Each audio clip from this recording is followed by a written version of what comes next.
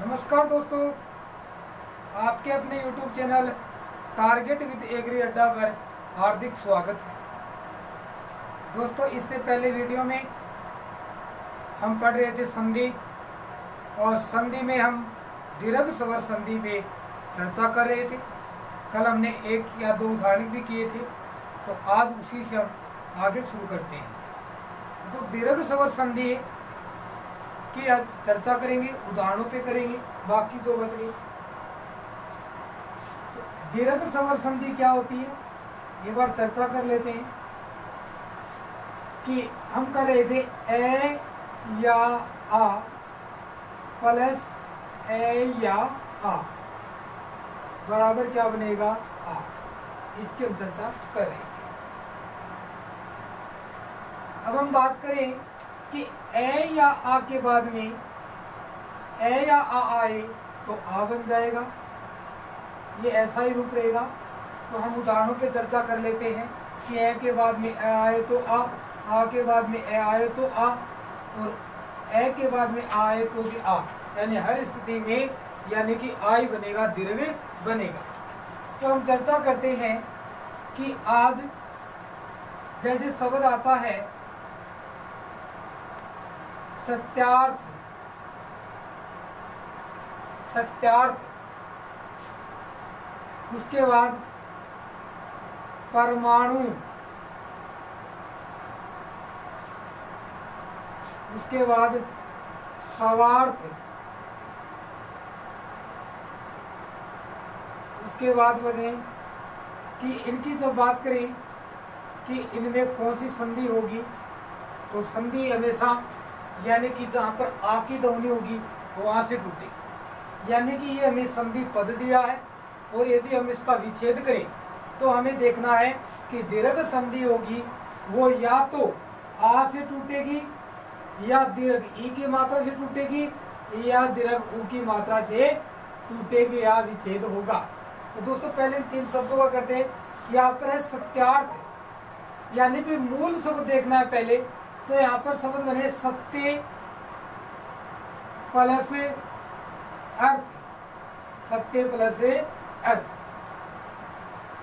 अगर इस शब्द की हम बात करें कि सत्यार्थ क्यों बना, तो दोस्तों बात करें कि सत्य जो शब्द है तो प्रथम पद है और उसका अंतिम वर्ण ये में ए की ध्वनि है, तो शब्द बना सत्य, और प्लस ए बाहर निकाल दिया। उसके बाद ये दंचिन है, उसके बाद में ए है, और प्लस ये शेष बचा लिख दिया। तो ए के बाद में ए है तो बन जाएगा आ, और यहाँ पर बचा हुआ सत्य अलंत है, और आगे हमारा रथ नाम बचा हुआ है, और अब इसको हम जोड़ेंगे तो सत्य, ये में आ की मात्रा लगेगी, यह पूरा हो जाएगा और बन जाएगा सत्यार्थ। और संधि कौन सी होगी, दीर्घ स्वरे संधि। कौन सी संधि होगी, दीर्घ स्वरे संधि। ये आपने देख लिया। अब शब्द देखते हैं परमाणु, परमाणु। इसमें क्या बनेगा, परम प्लस अणु। परम में अंतिम प्रथम पद की अंतिम ध्वनि मैं है, और मैं के अंदर क्या है, ए। उसके बाद में आगे भी ए है, और यहाँ पर अणु, और ए के बाद में ए आया तो बन जाएगा आ। यहाँ पे बचा पैर में, और प्लस आगे बचा अणु। अगर दोस्तों इसे जोड़ते हैं तो पैर में अलंत में, तो इसमें आ की मात्रा लगेगी माँ, और आगे क्या बनेगा, परमाणु। क्या बनेगा, परमाणु। उसी रूप में हम बात करते हैं अंत्याक्षरी, अंत्याक्षरी शब्द है। अब अंत्याक्षरी शब्द में संधि कौन सी है, दीर्घ। हमें ध्यान रखना है कि दीर्घ संधि कहाँ से टूटेगी, या तो आ से, या बड़ी ई से, या बड़ी ऊ से। अब यहाँ देखिए तो आ की ध्वनि कहाँ है, यहाँ पर है। तो यहाँ पर एक शब्द तो बनेगा अंत्य, क्या बनेगा, अंत्य, और आगे बनेगा अक्षरी। क्या बनेगा, अक्षरी। अब अंत्य प्लस अक्षरी। अगर बात करें तो अंत्य में ए है तो इसको ए को बाहर निकाल लेंगे, प्लस आगे ए है, प्लस यहाँ पे अक्षरी है। अब ए और आ मिलकर क्या बना देंगे, आ बना देंगे। और अंत्य है वो हलंत है, और आगे क्या है, अक्षरी है। और जब अंत्य के ये का हलंत है तो उसमें आग की मात्रा लग जाएगी, तो बनेगा अंत्य, या आगे मूल से जो है अक्षरी जोड़ देगी, तो क्या बना, अंत्याक्षरी।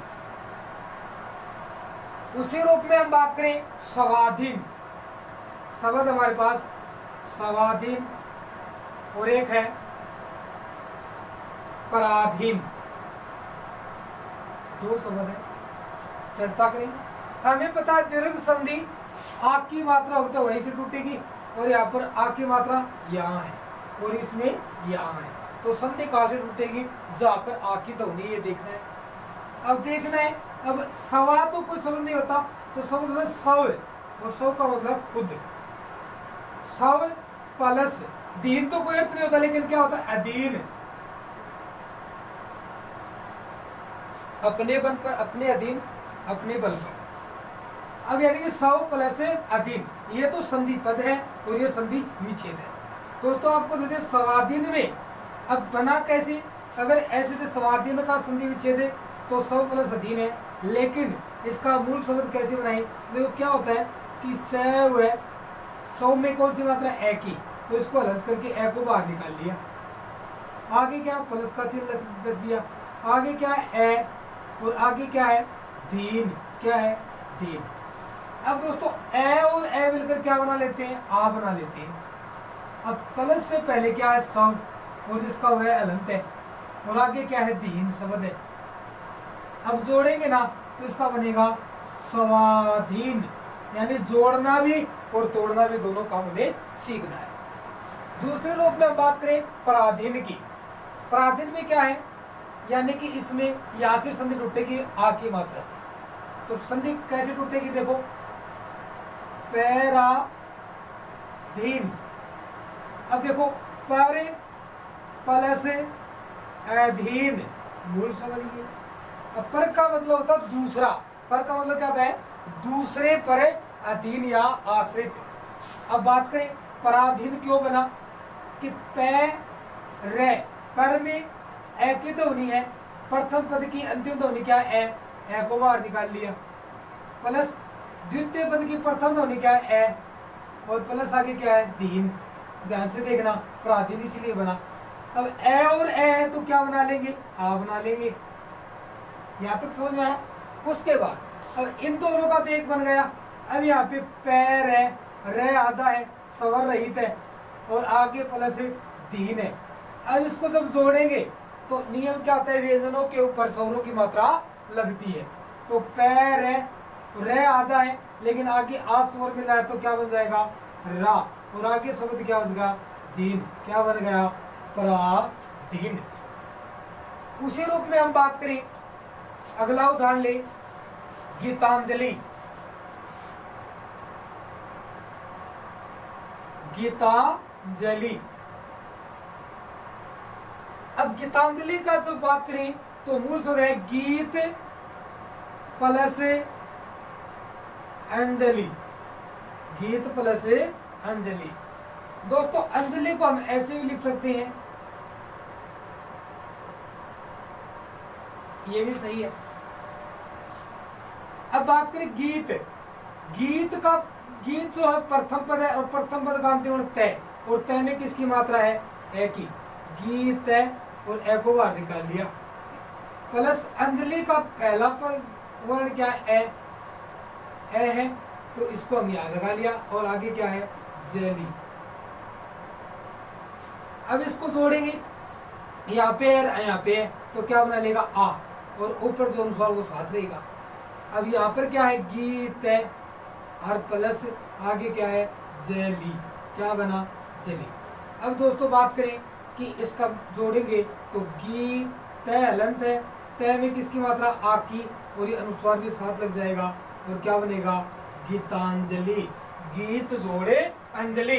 इसका ध्यान रखना है, क्योंकि ये यानी कि अब गीताम जोड़ अंजलि होता है मूल शब्द अनुस्वार, यानी कि आगे वाले वर्ण के पंचम वर्ण में बदलेगा, यानी कि अनुस्वार आगे वाले वर्ण जय वर्ण च छ ज झ और ये, और अनुस्वार होता है यानी कि अम जोड़ जली बोल सकते हैं इसे, और मैं अनुस्वार का रूप होता है, और जब ये अपने आगे जो वर्ण उसके पंचवर्ण में बदलेगा, इसीलिए इसे अंजलि भी हमें लिखते हैं, लेकिन शुभ रूप में ये भी स्वीकार है, तो इसी रूप में गीतांजलि हो जाएगा।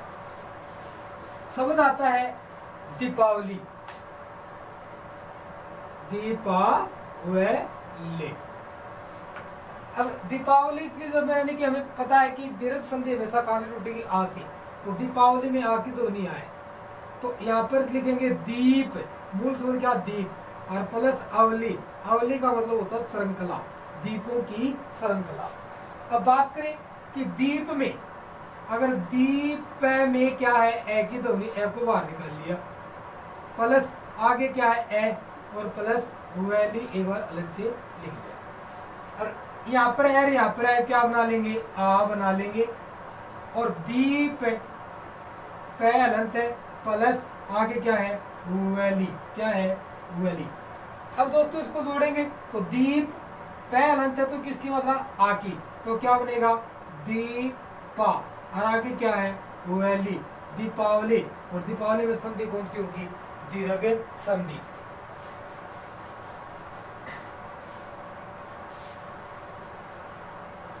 उसके बाद बात करें कारावास, शब्द आता है कारावास,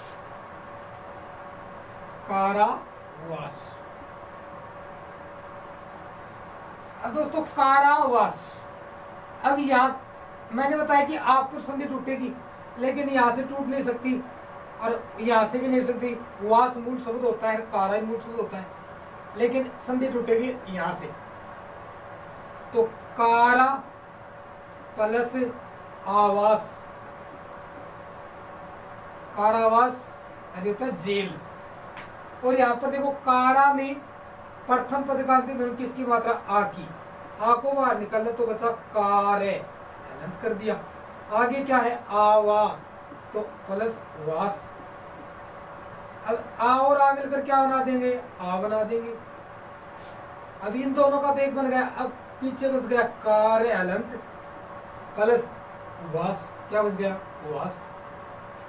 अब इसको जोड़ेंगे, का रे हलंत है तो आ की मात्रा कारा, और क्या बन जाएगा, वास, क्या बन जाएगा, कारा वास।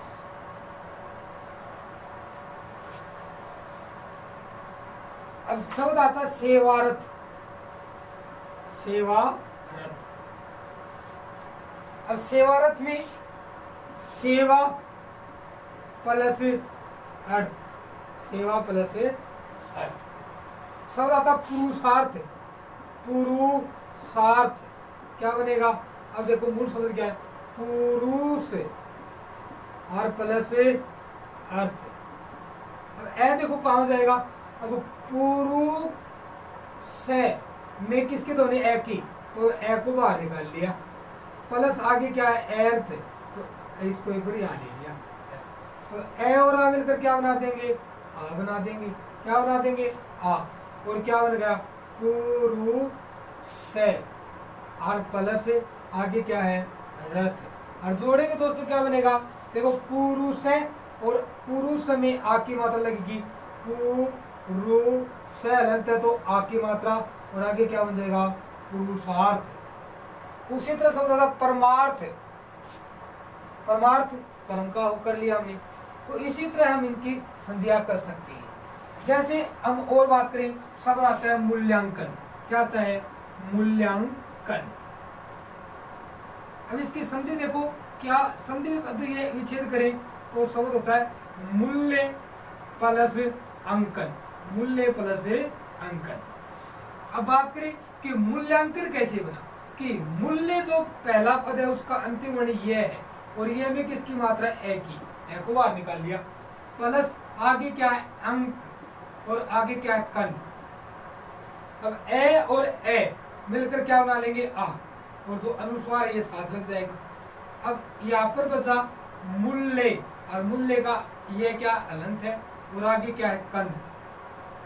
जोड़ेंगे तो मूल्य ये अलंत है, लेकिन आगे क्या है आ की मात्रा, तो आ लग जाएगा, अनुस्वार हमारे साथ तो ये लग जाएगा, और क्या हो जाएगा मूल्यांकन, क्या हो जाएगा मूल्यांकन। तो दोस्तों ये थी हमारी दीर्घ संधि का पहला ए या आ के बाद में ए या आता है तो हर स्थिति में क्या बनेगा आ।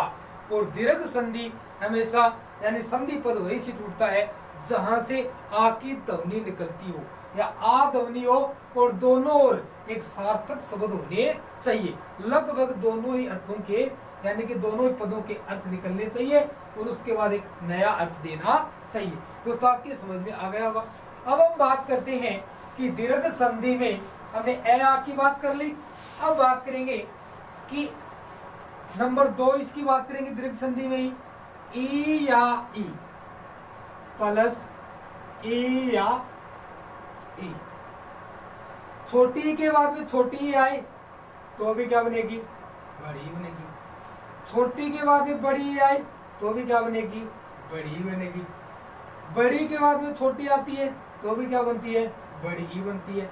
और बड़ी के बाद में बड़ी आती है तो भी क्या बनती है बड़ी ए बनती है। समझते उदाहरण के द्वारा ये बात आप समझ गए। सर्वप्रथम हम बात करते हैं कि शब्द है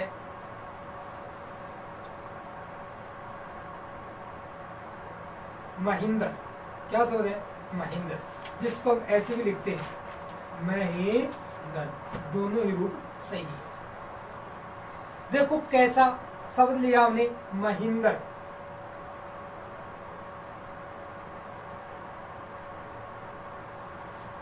देखो इसकी बात करें महिंद्र, हमने बताया था कि दीर्घ संधि जहां आ की मात्रा होगी वहां से टूटेगी या जहां पर पद में बड़ी ई की मात्रा दिखाई दे वहां से तोड़ने का प्रयास करो। दोस्तों इस शब्द में मुझे बड़ी ई की मात्रा यहाँ दिखाई दे रही है पर और यहाँ पर दिखाई दे रही है। तो दोस्तों एक शब्द आता है हमारे पास मही और प्लस इंद्र। क्या लिखेंगे इंद्र। इंद्र को ऐसे भी लिख सकते हैं और इंद्र को ऐसे भी लिख सकते हैं, इसीलिए दोनों काम आते हैं। ठीक है दोस्तों ध्यान रखना इंद्र में कभी भी इंद्र नहीं होता, बड़ी ई की मात्रा नहीं होती। कैसी पद में इंद्र के साथ छोटी ई का ही दिखता है। अब दोस्तों बात करें कि मही ये क्या है प्रथम पद। क्या है ये प्रथम पद और प्लस ये क्या है द्वितीय पद। क्या है द्वितीय पद। और हमें संधि में क्या चाहिए प्रथम पद का अंतिम वर्ण चाहिए और प्रथम पद मही और ही ए में ई की मात्रा है तो हमें कह सकते हैं मैं है हलंत करके बड़ी ई को क्या कर लेंगे बाहर निकाल लिया।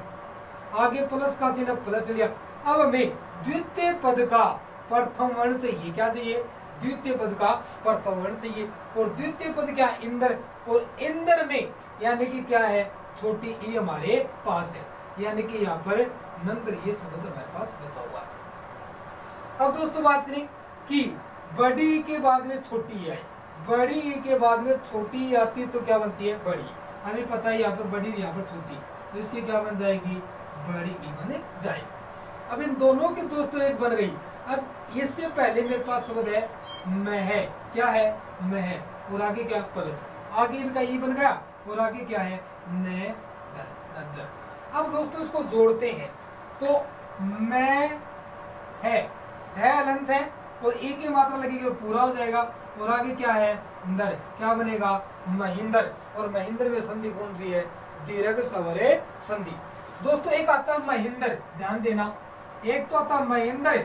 महिंद्र में पूछे तो इसमें तो होती है गुण स्वरे संधि और महिंद्र में पूछे तो इसमें होती है दीर्घ स्वरे संधि। होती दोनों में स्वर है लेकिन इसमें दीर्घ इसमें क्या होता है इसकी संधि होती है महाप्लस इंद्र। महाप्लस इंद्र यहाँ महा में आ की ध्वनि है और आगे क्या है ई और ए आ के बाद में ई आता है तो इसका क्या बन जाता है ए बन जाता है और ए बनने के कारण शब्द बनेगा महिंद्र और इसमें कौन सी संधि होगी गुण स्वर संधि। दोस्तों ध्यान रखना ये उदाहरण आपके समझ में आएगा। तो दूसरे उदाहरण की चर्चा करते हैं। अब शब्द हमारे पास कविंद्र, वेरी इंपॉर्टेंट है। शब्द है कविंद्र। क्या है? कवि। शब्द एक और आता है हमारे पास, रविंद्र। शब्द आता है हमारे पास गिरिंद्र। इनके सभी की चर्चा करेंगे। पहले बात करते हैं कविंद्र की। मैंने बताया दोस्तों, दीर्घ संधि हमेशा या तो आ की मात्रा से या दीर्घ ई की मात्रा से टूटेगी। अब दोस्तों यहाँ पे कविंद्र में कवि यहाँ पर, रविंद्र में वी यहाँ पर, और गिरी में री बड़ी यहाँ पर। सर्वप्रथम तो दीर्घ संधि यहाँ से टूटेगी, दीर्घ मात्रा होनी चाहिए जहां पर ये हो, आप पता है। अब दोस्तों बात करें कविंद्र की। अब कविंद्र में हम बात करें कि कवि हमेशा शुद्ध ऐसे लिखा जाता है, कवि। और मैंने बताया इंद्र में हमेशा छोटी ई होती है, बड़ी इंद्र, ऐसे इंद्र ऐसे कभी नहीं लिखा जाता, इसीलिए यहाँ पर भी क्या होगा? इंद्र इस रूप में होगा, ठीक है। या इसको इंद्र को हम ऐसे लिख सकते हैं, तो बात नहीं की नए अनुसार। अब दोस्तों बात करें, कवि हमारा प्रथम पद है और हमें प्रथम पद का अंतिम वर्ण चाहिए, और अंतिम वर्ण चाहिए तो हम बात करेंगे कवि, तो इसका बनेगा कव, और अंतिम ध्वनि क्या है? छोटी ई है। क्या है? छोटी। कवि का तो कव प्लस ई निकाल लिया, उसके बाद धन चिन्ह है, उसके बाद में क्या है? ई, और मैंने ई को अलग लेकर ले लिया। अब दोस्तों हमें पता है छोटी ई के बाद में छोटी ई आती है, छोटी ई के बाद में छोटी आती है तो क्या बनती है? बड़ी ई बनती है। अब दोस्तों ई और ई को मिलाएंगे तो क्या बनेगी? इसकी बड़ी ई बन जाएगी, पता है। अब ये तो बन गया इन दोनों का रूप। अब जो बात हमारे पास, इनसे पहले काउ बच गया, क्या बच गया? कै है, अलस मान लो। आगे क्या है? ने दे है, क्या बन गया?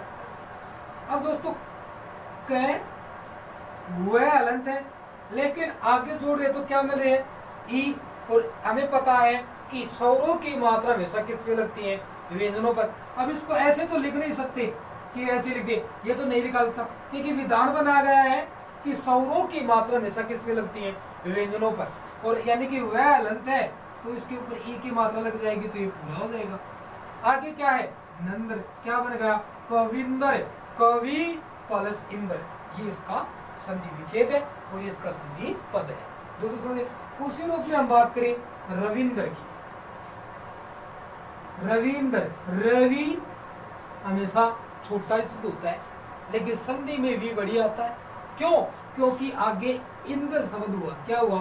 इंद्र। रविंद्र शब्द ये शुद्ध है, और रवि शब्द, रवि में हमेशा भी छोटी आती है, इंद्र हमेशा ऐसा लिखा जाता है। अब दोस्तों दोनों को जब जोड़ते हैं तो रवि, तो रव प्लस हमारे पास क्या है? छोटी ई है। हमें प्रथम पद का क्या चाहिए? अंतिम वर्ण चाहिए, और अंतिम वर्ण क्या है? ई। और द्वितीय पद का क्या चाहिए? प्रथम वर्ण चाहिए, और वो हमारे को मिल गया।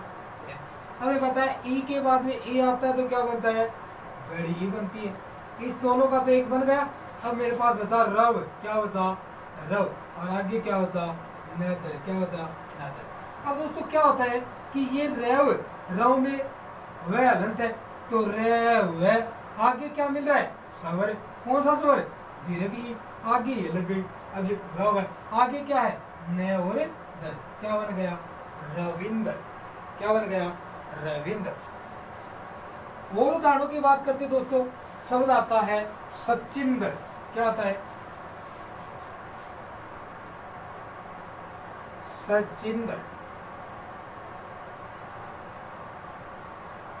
सचिंद्र ने देखो मूल, यानी कि मैंने बताया था कि संधि हमेशा वहां टूटेगी जहां पर दीर्घ ई, दीर्घ आ या दीर्घ उ की मात्रा हो, दीर्घ संधि। तो यहाँ पर क्या है? बड़ी ई की मात्रा है, दीर्घ संधि है यहाँ पे। तो दीर्घ संधि है तो यहाँ पे मूल शब्द होता है सची, और सची हमेशा ऐसे ही लिखा जाता है। प्लस है, आगे क्या है? इंद्र। सची जोड़ इंद्र। अब बात करें सच्ची, तो सच से हमें प्रथम पद की अंतिम ध्वनि चाहिए, और अंतिम ध्वनि क्या है हमारे पास? दीर्घ ई। क्योंकि सच्ची में ई की मात्रा को बाहर निकाल लिया, वो सच को लेकर लिया। आगे इंद्र में ई को ले लिया, और आगे नदर को अलग कर लिया। यहां तक समझ में आया? अब देखो क्या करना है, हमारे पास दो ई आ गई एक साथ, और जब बड़ी ई के बाद में छोटी ई आती है तो भी क्या बनती है, बड़ी ई बनती है। तो हम यहाँ पर इसका क्या बना देंगे, दोनों की एक बना देंगे।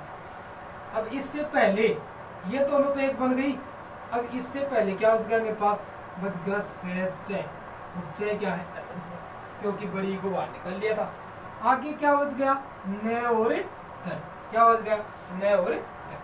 अब दोस्तों हमें पता है इसको जोड़ना है, तो हम लिखेंगे छ हलंत है, लेकिन आगे क्या मिल रहा है, स्वर, और हमें पता है स्वरों की मात्रा किस पे लगती है, व्यंजनों पर, और व्यंजन है छ, और छ पर दीर्घ बड़ी मात्रा लग जाएगी। आगे क्या है, नंद, क्या बनेगा, सचिंदर, सची के पति कौन थे, सचिंद्र हो गया, इसी तरह आ जाएगा सचिन। अब दोस्तों शब्द आता है मेरे पास नारी स्वर, क्या आ जाएगा, नारी स्वर, बहुत अच्छा उदाहरण है, नारी स्वर। अब आपको दे दे कि नंबर 1 नारी प्लस ईश्वर, नंबर 2 दे दे नारी प्लस ईश्वर, नंबर 3 दे दे नारी प्लस ईश्वर, और नंबर 4 दे दे नरी धन ईश्वर। तो पूछ लेगा कि नारीश्वर का सही संधि विच्छेद क्या हो। हमें 4 ऑप्शन दे दिए, हमें ढूंढना है कि नारीश्वर का सही संधि विच्छेद क्या हो। तो संधि तो हमें करनी आती है, तोड़ना आता है, करनी भी आती है और तोड़नी भी आती है, लेकिन हमें शब्द शुद्धि पर भी ध्यान रखना है। अब हमें पता है, अब या तो इससे होगा या इससे होगा, ये तो पता है। अब दोस्तों बात करें, नारी शब्द शुद्ध होता है ये नारी, नारी में री हमेशा क्या आएगी, बड़ी आएगी, क्या आएगी, बड़ी आएगी। उसके बाद नारी प्लस हम बात करें आगे क्या है, ईश्वर, क्या है, ईश्वर, नारी धने ईश्वर। अब नारी का अंतिम वर्ण क्या है, नार प्लस बड़ी ही अंतिम ध्वनि निकाल ली बात। और हमें क्या चाहिए, द्वितीय पद के अंतिम ध्वनि चाहिए, और द्वितीय पद के अंतिम ध्वनि क्या है, बड़ी ही है। और आगे क्या है, स्वर, स्वर को हम ऐसे भी लिखे सकते, दोनों ही रूप सही है। अब बड़ी के बाद में बड़ी आ गई तो क्या बन जाएगी दोस्तों, बड़ी ही बन जाएगी। ये बात यहाँ पढ़ी थी, बड़ी के बाद में बड़ी आती तो भी बड़ी दीर्घ बनती है। अब ये तो बन गया, अब ये दोनों का, अब इससे पहले दोनों बात तो आ गई, इससे पहले बच गया मेरे पास नार अनंत है, और आगे बच गया स्वर, या इसको हम ऐसे भी लिखे सकते हैं। अब जोड़ेंगे ना रे अनंत है तो इसमें दीर्घ की मात्रा लग जाएगी, आगे बच गया स्वर, या इसको हम लिख सकते हैं नारीश्वर, दोनों ही शुद्ध, दोनों ही शुद्ध, समझ में आ गया, नारीश्वर। उसके बाद शब्द आता है गिरिंदर, क्या आता है,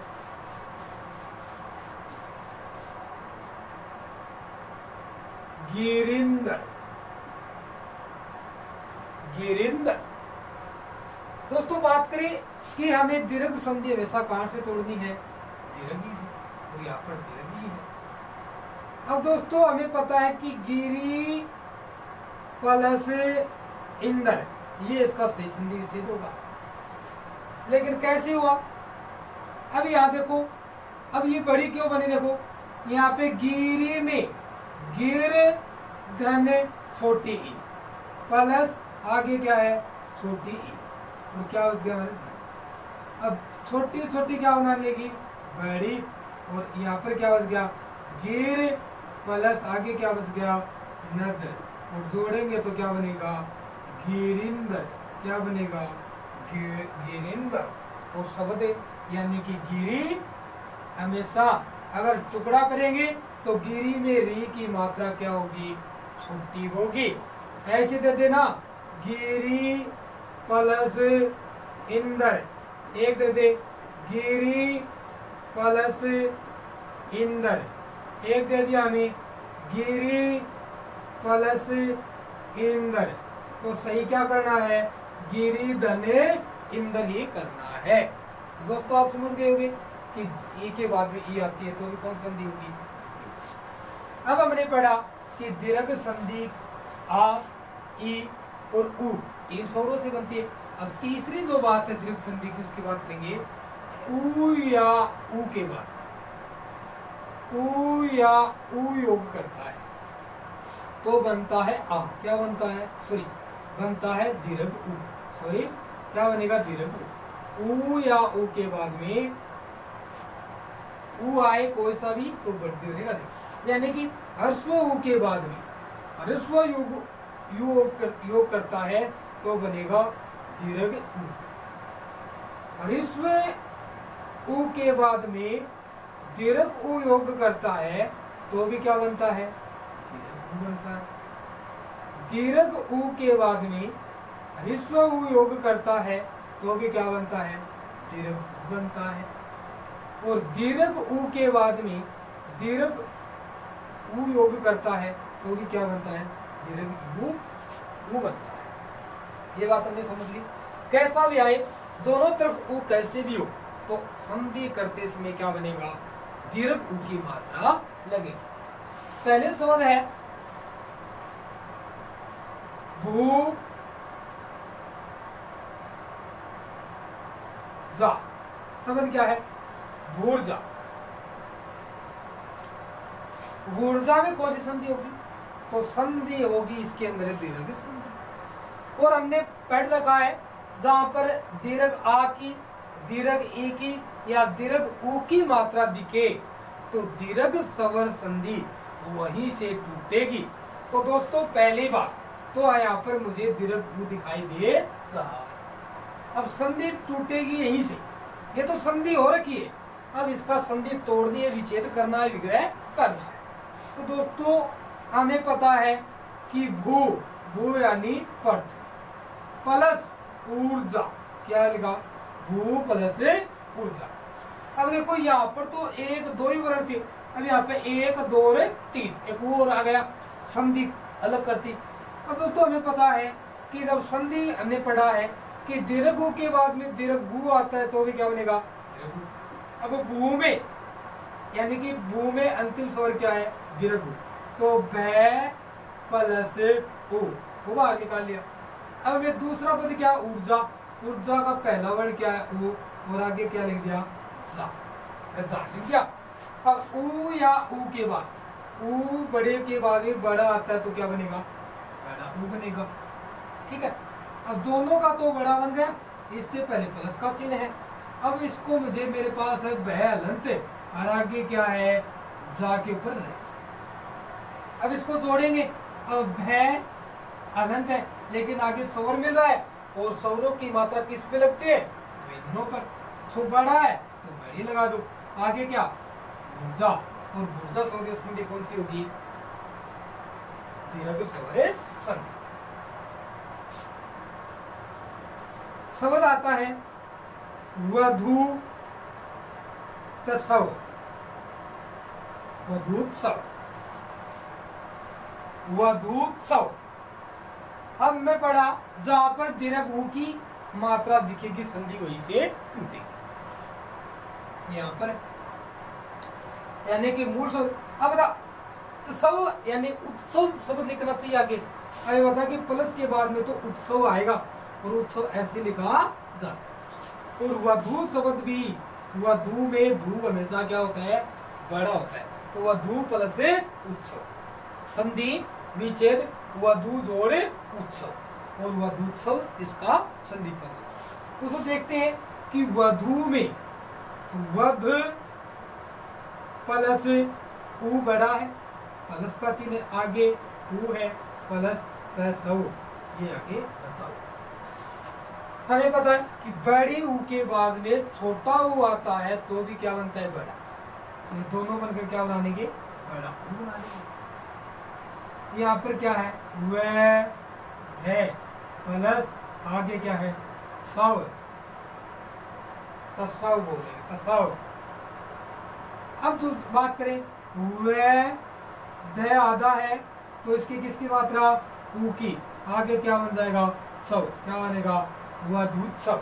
और वधूत्सव में संधि कौन सी होगी, दीर्घ सवरे संधि। शब्द आता है लघुर में, क्या आता है, लघुर में, लघुर में। अब दोस्तों हमें पता है कि दीर्घ संधि दीर्घ ऊ से या दीर्घ या आशी टूटेगी, यहाँ पे दीर्घ ऊ यहाँ पर। अब यहाँ पर लघु उर्मी की मात्रा आ रही है तो उर्मी शब्द हमेशा ऐसे लिखा जाता है और लघु हमेशा छोटे ऊ की मात्रा लगी जाती है। अब लघु और प्लस उर्मी ऐसे दे दे तो शुद्ध नहीं होगा। अगर लघु प्लस उर्मी ऐसे दे दिया तो सही नहीं होगा, लेकिन लघु प्लस उर्मी अगर ये दे दिया तो ये सही होगा। तो इसीलिए हम बात करते हैं कि यहाँ पर लघु तो ल घ में किसके छोटे ऊ की मात्रा है, प्लस है, आगे दीर्घ ऊ है, आगे ये बचा हुआ। अब छोटे ऊ के बाद में बड़ा हुआ है तो क्या बनेगा, बड़ा बनेगा। अब मेरे पास लेग है प्लस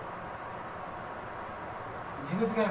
अब ये मात्रा किस में लगेगी, अनंत गए पर, तो क्या बनेगा, लघुर्मी। और लघुर्मी में संधि कौन सी होगी, दीर्घ सवरे संधि। दोस्तों अगला उदाहरण देखते हैं, चमूर्जा शब्द आता है, चमूर्जा में संधि कौन सी है, तो चमूर्जा। तो यहाँ पर प्लस के बाद में जो शब्द आएगा वो आएगा ऊर्जा, इतना हमें पता है। संधि कहां से टूटेगी, दीर्घ से। और उससे पहले चम्मू यानी मूल शब्द क्या आ गया, चम्मू, यह आ गया चम्मू। और चम्मू का मतलब होता है सेना, क्या होते हैं, सेना, सेना की ऊर्जा या शक्ति। और चम्मू हमेशा ऊ बड़ा होता है, ऊ की मात्रा क्या होती है, बड़ी होती है। अब दोस्तों बात करें कि च में और प्रथम पद के अंदर ध्वनि क्या है, ऊ, प्लस आगे क्या है, ऊ, और आगे क्या है, जा।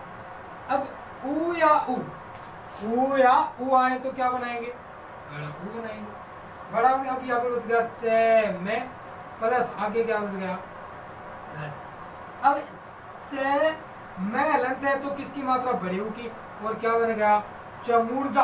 और चमूर्जा में संधि कौन सी होगी, दीर्घ सवरे संधि। एक इसी का और उदाहरण आता है, चमू सव, सेना का उत्सव।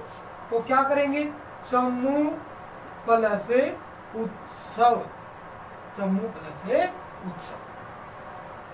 उसके बाद और उदाहरण की बात करते हैं, शब्द आता है भानुदय, क्या आता है, भानु प्लस उदय, भानु प्लस उदय।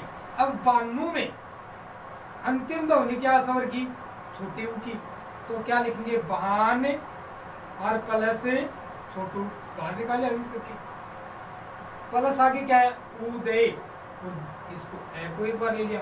अब ऊ छोटा है, छोटे के बाद छोटा आता तो बड़ा बनता है, इसका बन जाएगा बड़ा। अब इन दोनों का तो बन गया ये। अब यहाँ पर क्या है, भा ने हलंत है, प्लस ऊ इसका बन गया, और आगे क्या है, दय। अब जोड़ेंगे दोस्तों, भा ने हलंत है, लेकिन आगे क्या मिला है, सवर, तो क्या बन जाएगा, भानुदय, क्या बन जाएगा, भानुदय। और भानुदय में कौन सी संधि होगी, दीर्घ सवरे संधि। अब शब्द आता है सुक्ति, सु प्लस उक्ति, इसको ऐसे भी लिखते हैं और इसको हमें ऐसे भी लिखते हैं, दोनों है।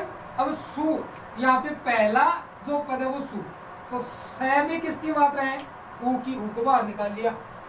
और यहाँ पर क्या है, ऊ और प्लस क्या है, ये लिख दिया एक बार इसको अलग से। ऊ और ऊ मिलकर क्या बनाएंगे, बड़ा ऊ बनाएंगे।